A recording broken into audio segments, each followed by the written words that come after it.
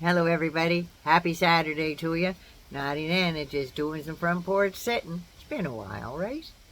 Now, I did a story the other day on Vivek Ramaswamy, but I found out some other stuff on him that I found a little interesting. One of my subscribers also told me about a pharmaceutical company that he was involved in, and we'll get to that a little later. But first, if you like my videos, give us a thumbs up, subscribe to my channel, please leave a comment. I love reading your comments. So yeah, let's get into this. Now, Vivek is a MAGA Republican. Can we go that far with him? I think so, right? He's got the same twisted ideas anyway. And you know the MAGA Republicans hate the Soros family. Oh, the deep state and George Soros. George Soros is a Democrat, and that's why they hate him. No other reason. Because he's not doing anything any other Republican isn't doing. They say the Soros family funds BLM and Antifa and violent protests and fraudulent voting schemes. Projection much? Just saying. And of course, they hate that he supports Democratic causes and candidates. You know, sort of the same way that Peter Thiel, Leonard Leo, Matt Schlapp, Koch family, Betsy DeVos's family, you know, much the way they support Republican programs and candidates.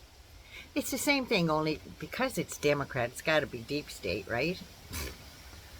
But anyway, well, apparently Vivek got himself a $90,000 award from the Soros Family Fellowship for New Americans, which was founded by Daisy and Paul Soros.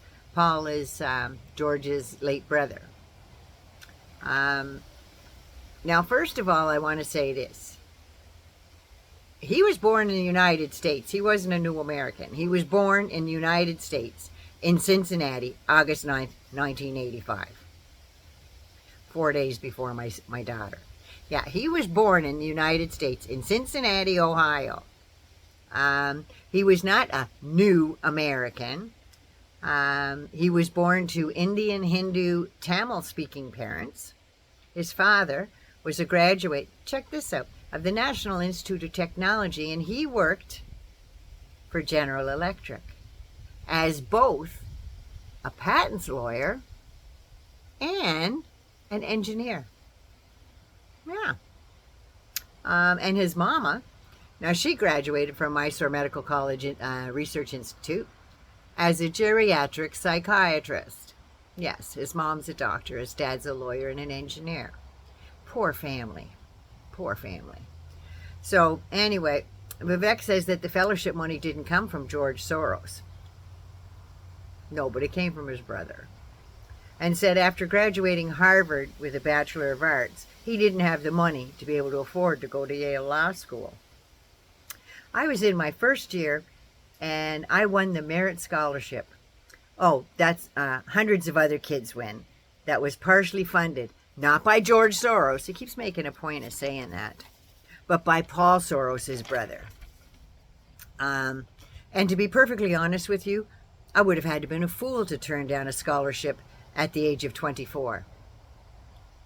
So he accepted the award of $90,000 in 2011, but at the time he was an investment analyst at a hedge fund company called QVT Financial and reported an income of, let's hear this, in 2011, a reported income of $2,252,209 in 2011. And in the 3 years prior, he reported incomes of $1,173,690. So did he really need that extra $90,000? Did he really need that when it could have gone to a student that really couldn't afford to go to grad school? No, because he'd be a fool to turn down that money, right? Even though he had over $2-3 million of his own. Yeah, Vivek won a scholarship that hundreds of kids, this is what his spokesperson said, Vivek won a generic scholarship that hundreds of kids win to attend graduate school, said Tricia McLaughlin. It was funded by a relative of George Soros, who is long dead. Well, Jesus, that makes it all right then, right?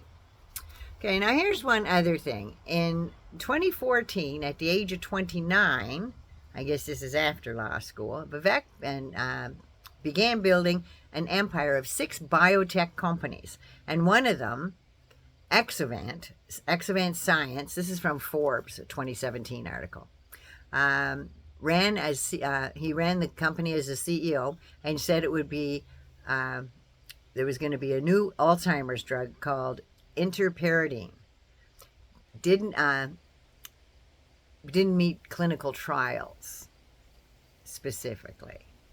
So apparently the stock crashed by 70%, and it was because the drug did not meet its co-primary efficacy endpoints. So to say it was failed is an understatement.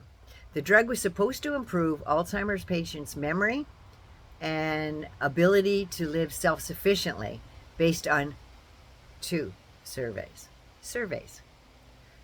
They got really bad p-values. A p-value is a probability that the statistics will be equal to or greater than their hopes and dreams, basically. Now, the results were way under the minimum by a lot. Did that stop old Vivi? No. He and his brainiacs misread the results. They purchased the drug from GlaxoSmithKline for $5 million, even though the drug failed 4 clinical trials and chalked it up to be a dud. That's right. So Ramaswamy insisted, and this is in the article, the Forbes article said, Ramaswamy insisted that if you squinted just right, it appeared to work in large clinical trials, where Glaxo simply picked the wrong trial for the drug, because of course they did, right? They did 4 different trials. So this just proves to me that Vivek is a true up-and-up Republican. It doesn't matter how much evidence you shove down their throat, you give it to their face, you let their face look at it. Doesn't matter how much evidence, nope, they're going to turn it around. So they picked the wrong trial for the wrong drug, he says. So show them the evidence that something won't work, and they will invent shit to say that it did.